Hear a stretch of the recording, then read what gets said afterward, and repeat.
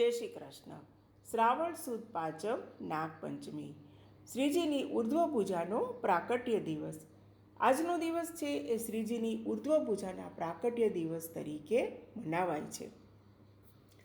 મહર્ષિ ગર્ગાચાર્ય તો હજારો વર્ષ પહેલાં ગર્ગ સંહિતામાં જે ગિરિરાજ ખંડ છે એના ભવિષ્યમાં એવું લખેલું કે કલિયુગમાં શ્રી કૃષ્ણ ભગવાન પ્રકટ થશે. હવે આપણને એમ થાય કે આ શ્રીજીની ઉર્ધ્વ પૂજાનું પ્રાકટ્ય ગિરિરાજજીમાંથી થયું, પણ આ સ્વરૂપ એમાં આવ્યું કેવી રીતે પધાર્યું?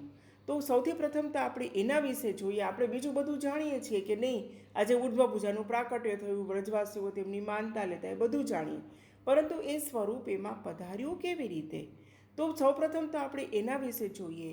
તો જ્યારે અક્રૂરજી પ્રભુને મથુરા લઈ જવા માટે પધાર્યા અને ત્યારે પ્રભુએ યશોદાજીને તેના જ જેવું સ્વરૂપ પ્રકટ કરી અને એ યશોદાજીની ઉપર પધરાવી આપેલું. કારણ કે યશોદાજી તેમને જવા નહોતા દેતા, ત્યારે પ્રભુએ આ એક રસ્તો કાઢેલો અને તેના પોતાનામાંથી જ એમના જેવું સ્વરૂપ પધરાવી આપ્યું હતું અને તેમને કહ્યું હતું કે જે રીતે તું મને લાડ લડાવે છે એ જ રીતે તું એવું માનજે કે આ હું જ છું અને આ સ્વરૂપની તું સેવા કરજે.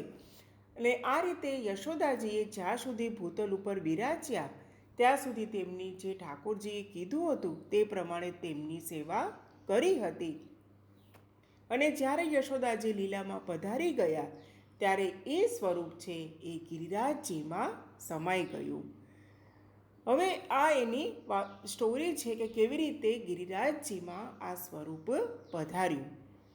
1446 શ્રાવણ સુદ પાંચમ નાગપાંચમના દિવસે વ્રજમાં શ્રી ગિરિરાજ ગોવર્ધન પર એક વ્રજવાસી પોતાની એક ગાય ખોવાઈ ગઈ હતી, તો તે શોધતો ત્યાં આવ્યો અને ત્યાં ગિરિરાજજી પાસે આવે છે અને જોવે છે કે એક ગાય છે એ ગિરિરાજજી ઉપર જાય છે, ચડે છે અને કોઈક ત્યાં છે કંઈક કે એની ઉપર એ પોતાનું બધું જે આંચળમાંથી દૂધ છે એ તેની ઉપર સ્ત્રવી દે છે, તેમની ઉપર બધું સ્ત્રાવ કરી દે છે.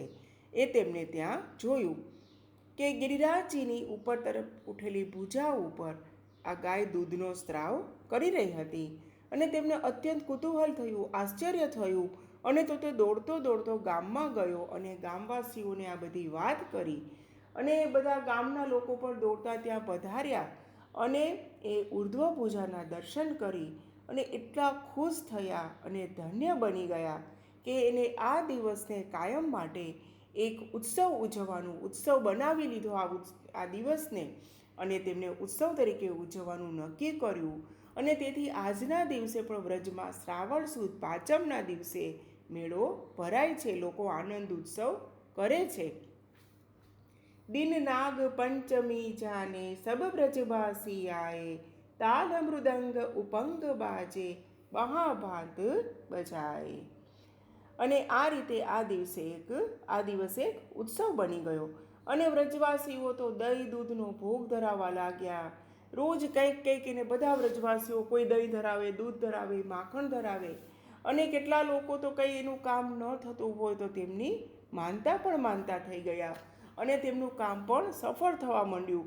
આ રીતે 70 વર્ષ સુધી વ્રજવાસીઓએ ઉર્ધ્વ પૂજાનું પૂજન કર્યું, તેમને ભોગ ધર્યો અને ત્યારબાદ 1535માં ચૈત્રવદ એકાદશીએ શ્રીજી બાવાના મુખારવિંદનું પ્રાકટ્ય થયું અને શ્રી મહાપ્રભુજીએ શ્રીજી બાવાને 1549માં શ્રીજી બાવાને ગિરિરાજજીની કંદરામાંથી બહાર પધરાવ્યા અને ત્યાં સુધી વ્રજવાસીઓએ તેમનું પૂજન, માનતા રાખવાનું એ બધું ચાલુ જ રાખ્યું. અને આજના દિવસે એક ખૂબ જ પ્રચલિત ધોળ ગિરિકંદરામાંથી પ્રગટ થયા પ્રભુ આપ ગોવર્ધનનાથજી, મારે મન વસિયા વ્રજનાથ મધુરુ વાલો હસિયા રે, એ ખૂબ જ પ્રચલિત છે. ગિરિરાજ ધરણ કી જય. જય શ્રી કૃષ્ણ. જય શ્રી કૃષ્ણ.